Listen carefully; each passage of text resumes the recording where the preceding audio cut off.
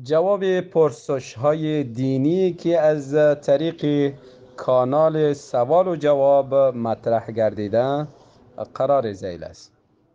مفهوم هجرت همین است که انسان از یک منطقه‌ای که ایمانش در خطر است، اسلامش در خطر است و آبرو و عزتش در خطر است، هجرت میکنه، ترک میکنه وطن، میره بر یک وطن دیگری با که ایمانش حفظ میشه و آبرو و عزتش در اونجا باقی میمانه و عبادت الله تعالی را به آزادی میتونه انجام بده. این گفته میشه هجرت.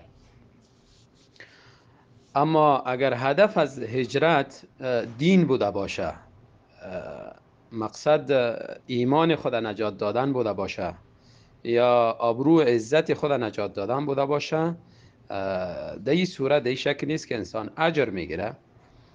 اما مقصد از هجرت فقط تجارت بوده باشه، رفتن در جاهای لوکس و زیبا و قشنگ و جاهایی که سرمایه و زندگی بیشتر بوده باشه خود با اونجا رساندن هدف بوده باشه، باز ایره هجرت گفته نمیشه. ای پشت رزق و روزی خود حرکت کرده رفته و به مو مقصد خود که رزق و روزی گاهی میرسه و گاهی هم نمیرسه، اما اجر و ثواب نداره، اجر نمیگیره.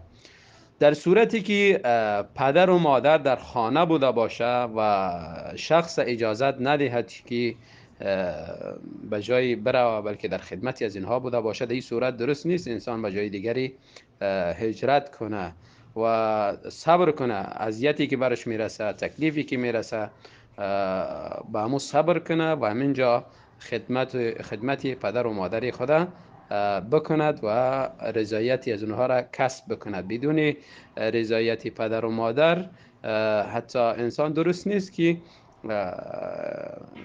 جهاد بکنه. جهاد یک فریضه الهی است، درست نیست که جهاد بکنه تا وقتی که والدینش اجازت ندهد. خدمت والدین بعد از حق الله تعالی است. الله تعالی حق خود ذکر میکنه و بعد از حق والدین ذکر میکنه. و بالوالدین احسانا، احسان همیست که انسان گپشونه بگیره، انسان خدمتشونه بکنه در وقتی که حاجت دارند، او حاجت به اونا رسیدگی درست کرده بتونه.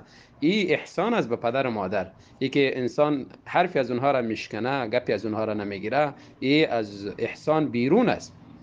به خاطر انسان کوشش بکنه رضایتی از اونها را طلب بکنه و الله تعالی را از این طریق راضی می سازد و همین مشکلاتی هم که داره الله تعالی ان شاء الله دور می سازد. دعا بکنه و یگان مصیبتی هم که میرسه به او صبر و تحمل داشته باشه، ان شاء الله تعالی به خاطر دین دو هم اجر میگیره.